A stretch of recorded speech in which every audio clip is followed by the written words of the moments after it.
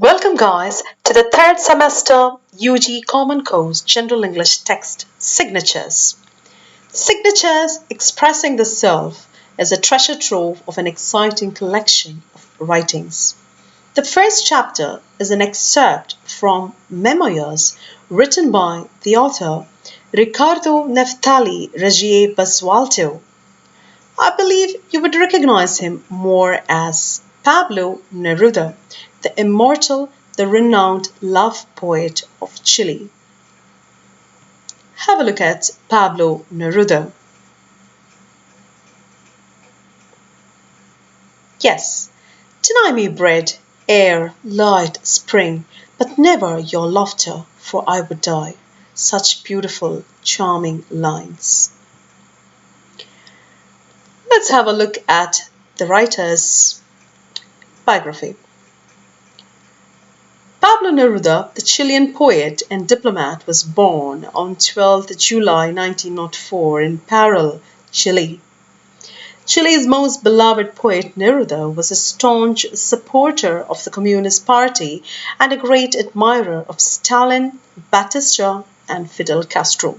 His father was employed in the railway and his mother was a teacher, and he began his creative writing at the age of 13.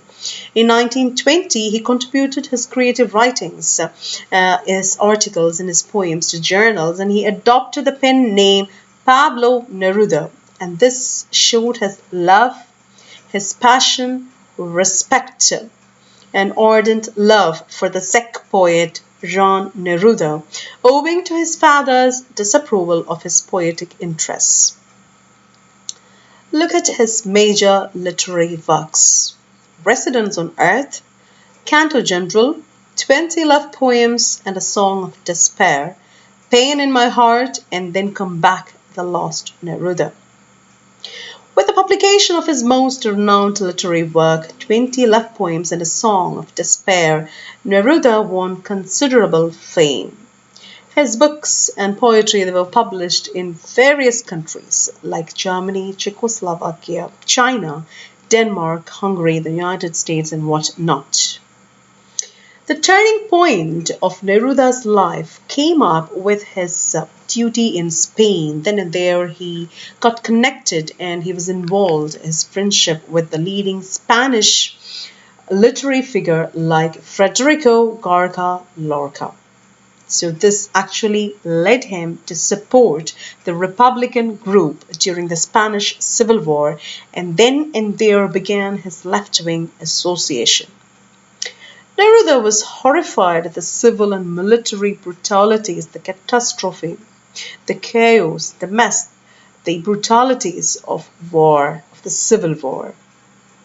And this followed General Franco's invasion of Spain, which reinforced and this aroused his political commitment in his later alignment with the Communist Party. And then and there he arrived at the Communist Party. Now he wrote Canto General, which was exclusively for the workers and the politically oppressed. And this was a collection of poems in 1950. And you can consider Canto General as a work of art which celebrates the Latin American heritage of Neruda. Neruda expressed enormous satisfaction that he could make respect for the occupation of a poet because he made the world respect, love, and revere the occupation of a poet. The people, the community, mankind, humanity, the world came to understand what a poet is. And what is his commitment? What is his involvement? What are his contributions to the society and his fellow beings around him? In 1950, he even visited New Delhi for an interview with Jawaharlal Nehru. And because of this, consequentially, his poetry appeared in Hindi, Urdu, and Bengali. In 1964, Chile's National Library commemorated his 60th birthday by organizing a series of lectures even. Now, in 1970, he was appointed as ambassador to France, and another important date that you need to check, that you need to focus on is 1971, where Neruda received the Nobel Prize for Literature. Neruda was named along with Chaplin, Gandhi, and Kennedy, one of the most outstanding characters of the 20th century.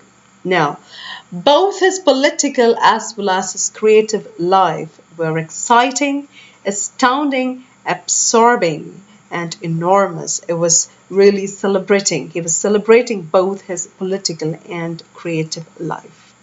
Now, Neruda's biographer and his nephew, Bernardo Reggio, remembers his uncle as an incredible man who had many toys. Now, Neruda himself writes in his memoirs that his house was a collection of toys. As he says, I have also built my house like a toy house, and I play in it from morning till night. Such a gentle, naive creature he was. Neruda had great love and respect for the Cuban Revolution. Now check the dates, please.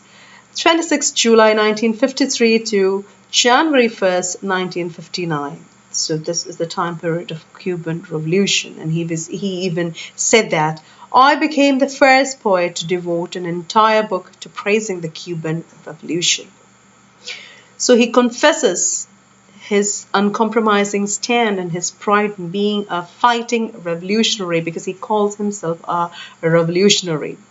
He hated, he despised the ravages, the destruction caused by war, and he hated the brutalities, the disillusionment, the mess, the chaos, and the degeneration that it generated in this world. But he strongly believed in the power of love. And he even believed, and he had so much of a hope, and he believed and trust in human understanding. Now, when the president banned communism in Chile in 1948, a warrant was issued to arrest Neruda, and because of which he had to go into exile for many years. After the death of Che Guevara in Bolivia in 1967, Neruda wrote several articles lamenting the loss of a great hero. Neruda condemned, he despised the United States for its involvement in the Vietnam War. Check the dates, please. It's from 1st November 1955 to 30th April 1975. Vietnam War, considered as the Second Indochina War. This was against America. And an important event too, that is the fall of Saigon during the Vietnam War. The Colombian novelist Gabriel Garcia Marquez called him the greatest poet of the 20th century in any language. Garcia is familiar to many of you as the author of Love during the epidemics of cholera. Just have a look at the cover page of Memoirs. Neruda, hailed by Marquez Garcia as the greatest poet of the 20th century in any language. A beautiful quote for you.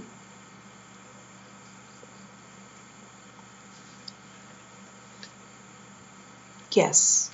Neruda the poet was intimately related to Eliot. Now, who was T.S. Eliot? The American British poet, critic, essayist, playwright, editor, and publisher. The great poet of the wonderful work, The Wasteland. And Neruda even felt that no one understood him better than Eliot, who was an ardent admirer of his poetry. Okay. Now, this great artist died due to cancer on September 23rd, 1973, but a lot of controversy lingered around the death, revolved around the death of Neruda. Now, Memoirs is actually an exploration of his life story and a fine narration of Latin American history. So both together, combined and blended, intertwined in his work Memoirs. Look at another cover page of Pablo Neruda's Memoirs. Now, Memoirs is in fact a self-exploration of an enigmatic personality who shares his passion for poetry, politics, and love. It's a beautiful combination. Poetry, politics, and love. Yes. Now he reveals in this memoirs, Neruda reveals his connections, his intimate association and networkings with Lorca, the Spanish literary figure, Vallejo, Picasso, Gandhi, Mayo, Castro, Allende, and many others. So according to Neruda, his self materializes as a poet when it encompasses and assimilates the many lives he met during the course of his life. And he truly says, perhaps I didn't live just in myself, perhaps I lived the lives of others. Yes, if nothing saves us from death, at least love should save us from life. The section entitled The Word is a great pain to poetry. Our chapter, our lesson is titled The Word. It's a piece of prose taken from his great work, Memoirs. Understand that our chapter prescribed to us in signatures, The Word is a textual piece of prose taken from his great Memoirs. Now, in this, he is actually singing in praise of poetry. He is singing enthusiastically, singing in praise of words. Neruda relishes, celebrates, enjoys words. He savors them, he tastes them, he eats them, and he even chews them. And just like a mother fondles and sings lullabies and cuddles with her baby, Neruda fondles them. He shows his ardent, his overflowing love and care and affection for words. And what is this actually? In this prose piece, Neruda is trying to harness, capture, and gather poetic potentials, and he is trying to generate and produce or elicit, try to extract rapture, that is ecstasy and joy and happiness in diverse permutations. So he's trying to use words in order to capture or gather the power, the potential of poetry, and thereby creating happiness, endless, immortal happiness, ecstasies, and bliss. In this prose piece, you can see a man who is drunk with poetry, just like an alcoholic, just like a drug addict. You find a person reveling, enjoying, and celebrating like a madman in intoxication.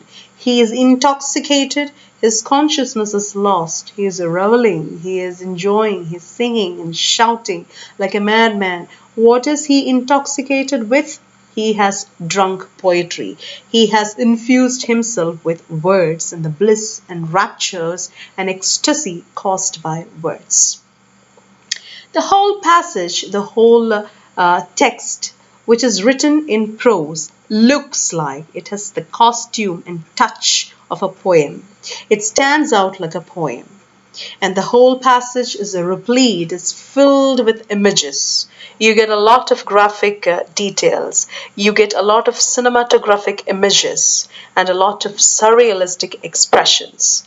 The whole text is highly suggestive and picturesque. It looks like a collection of paintings and pictures and images. So there goes your text. We shall continue with explanation of the text and the critical analysis of the word in the next video lesson. Thank you guys for watching. Take care till the next class. Thank you very much.